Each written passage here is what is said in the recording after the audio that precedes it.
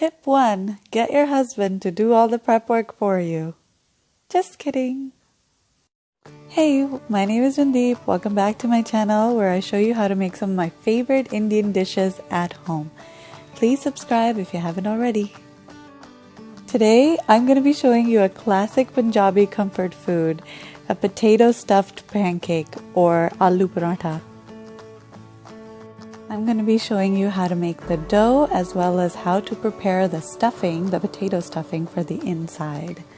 Stay tuned. We're going to start off with boiling our potatoes, so make sure they're washed. I'm using my Instant Pot, so I put about a couple of cups of water and then I put my potatoes in there.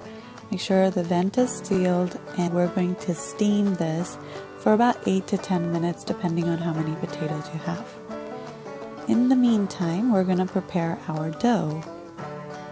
For the dough, I took about 3 cups of whole wheat flour, and I'm going to add about 2 or 2.5 cups of water slowly to the dough as my stand mixer gets started really slowly. You don't want the stand mixer to start on a high speed because the flour will go everywhere. So slowly keep adding the water until the dough comes together like this. At this stage it's a little bit tough. So we're going to sprinkle a little water on there and let it just sit there and rest for about 10 minutes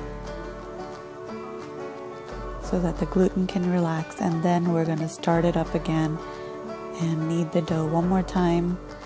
I did this for about a minute or two until the dough was soft and sticking to itself, and then you can transfer it to your dish. And I always like to put a little bit of ghee or oil on top of the dough just so that it doesn't harden on the outside from the air. And that's it. Okay, so let's check up on our potatoes. Poke a fork in there to make sure that they're done.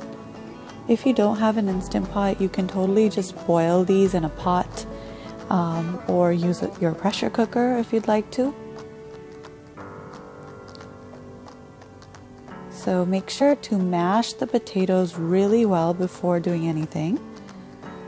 And then I'm adding some finely chopped onions, green chilies, mint, and cilantro. I really like all of these flavors in there. You can leave any of these items out if you don't like them. So I added some salt, red chili powder. I like to add both green chilies and red chili powder because I like everything spicy, but you can leave either one of those out. I also added Garam Masala and carom seeds right now. And there's Amchur Powder and Chaat Masala as well. So now I'm going to just take a spoon or a fork to make sure everything is fully combined, and then I'm going to mash it all again one more time to make sure there aren't big lumps left in this mixture.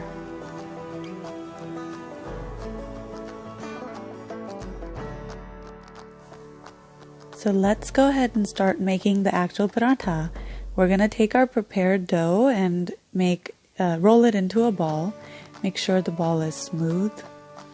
And then we're going to roll it in the dry flour and flatten it out a little bit and pinch the sides to kind of stretch it out before we roll it. This just makes the rolling process a lot easier. So let's dip it in our dry flour one more time. And we're going to roll it up, not fully like you would for roti, for example. We're just going to roll it up into 5 or 6 inch round, and then so that we can do our stuffing and then roll it out some more. I always like to add a little bit of ghee to this before adding the stuffing. It just makes for nicer, crispier layers at the end. So add a little bit of ghee if you'd like, or oil. And then I like to use about 1/4 to 1/2 cup of the potato stuffing. You can use as much or as little as you want. Just make sure that the stuffing is not too much so that it doesn't fit into your the dough. So now that we've kind of pinched it all together, we're going to roll it in the dry flour one more time. And I always like to flatten it out a little bit with my hands. Again, it makes the rolling process easier, so your dough is less likely to tear. My parathas are usually a lot bigger than normal, so if you want to make these smaller, you can totally do that. So let me show you that one more time.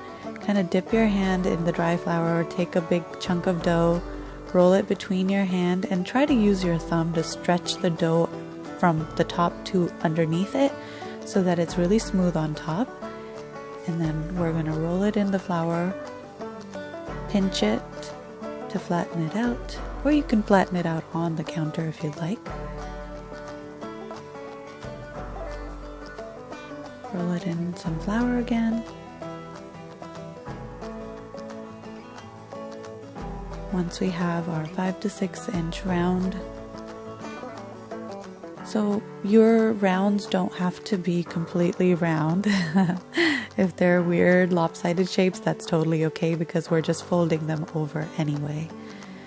So fold all the dough over each other on that side and then roll it in the dough, or in the flour, excuse me, one more time. Flatten it out and then roll it out. So we have 2 ready to go. Let me show you how we cook these.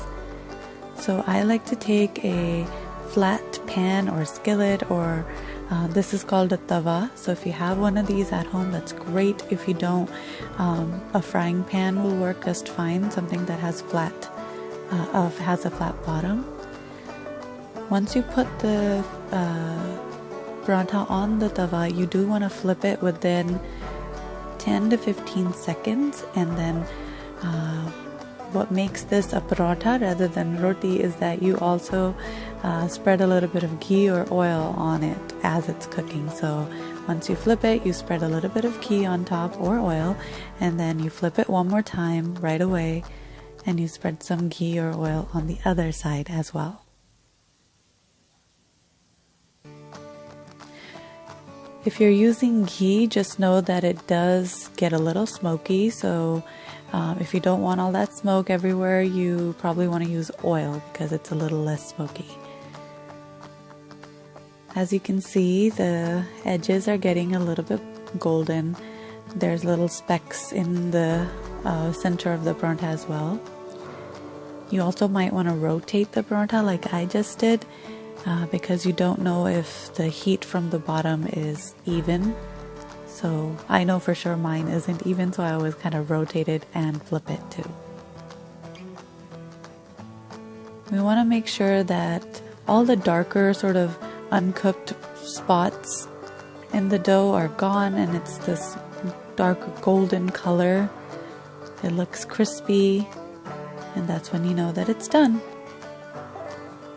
Let me show you that one more time. So we're gonna set it on the tawa for about 10 to 15 seconds. You can use a spatula or a knife or something like that to flip it over. If you try to do this with your hands, it might rip, so just be careful. So I spread some ghee on both sides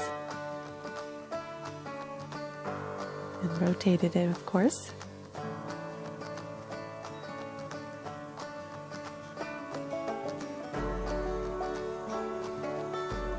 I always like to press down on it as well because sometimes it fluffs up and it looks really good.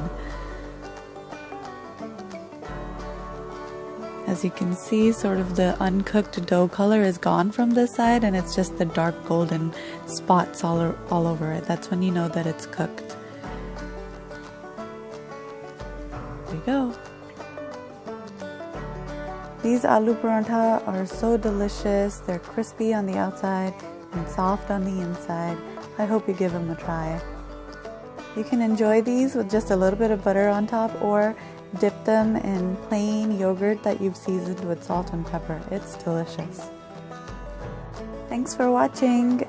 Don't forget to subscribe and give me a thumbs up if you like this video. See you next time.